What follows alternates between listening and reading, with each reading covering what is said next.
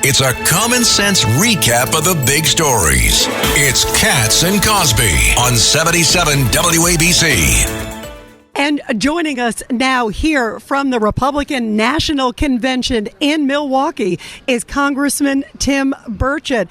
Congressman, there are so many questions today about the shooting. We're now even hearing information that the shooter was seen as a suspicious person an hour before he took that shot at President Trump. This is unbelievable. It is unbelievable, and thank you so much. I'm not going to look at you. You're very attractive, and it makes me uncomfortable because I'm a very happily married man. No, so you're so I just sweet. Want you to know, man. Thank you. You're wonderful. By the way, I'll take all the compliments I can get because it's been a busy day here through the crowds and security. Thank you, sir. But you're so correct. You know, he had a rangefinder, and the only thing you use a rangefinder for, if you're either hitting golf balls or you're shooting a rifle.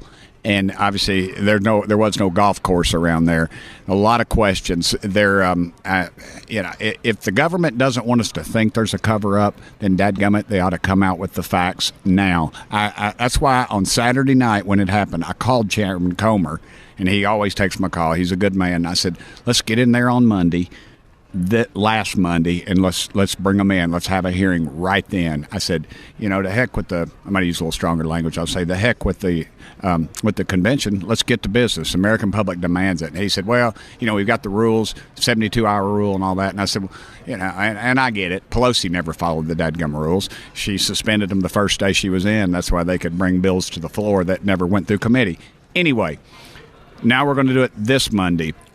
Mayorkas is trying to block that, and Chairman Comer has subpoenaed her. And I hope if they say she's coming, but if she doesn't, I hope that we exercise our rights and bring her in if we have to by force, because it's the rules, it's the law, it's the Constitution.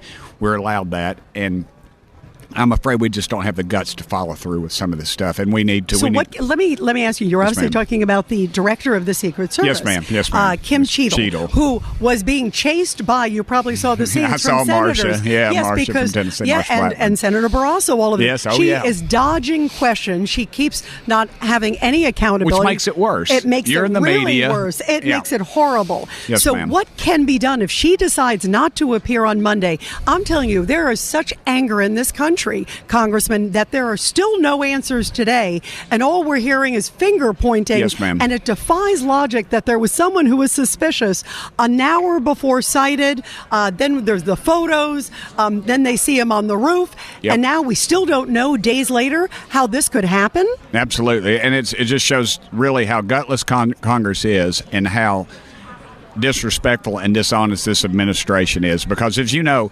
their constant dealings with us in Congress have been just delay. And so now what we see is that what we see is that they will try to move it past the election. Now you're saying, I think the president maybe not move past the election. The bringing in the witnesses and the experts and everything. Oh, that's shocking. So they may not want to bring them in before the election? Oh, absolutely. They want to delay it. Americans want their pizzas in 30 minutes or less, and that's about our attention span. And so you move it a little farther out, and the fever dies down. And, as I used to say when I was mayor, there'll be another wreck on the interstate tomorrow, and that's the truth. So we've got to – I just feel like we need to go ahead with it on Monday, full steam ahead, have the hearing, start asking the tough questions. Should she resign? Oh, absolutely. She should have been fired. There's no question. To have those people have a guy on a perimeter, there was no communication between the local law enforcement and the Secret Service, apparently.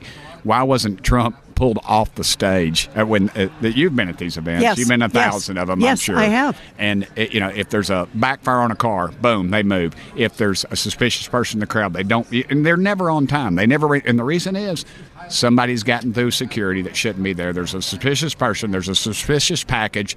Somebody's acting weird. There's been a threat. They're going to double check everything, and they always keep them backstage for just a little longer because they're going through stuff.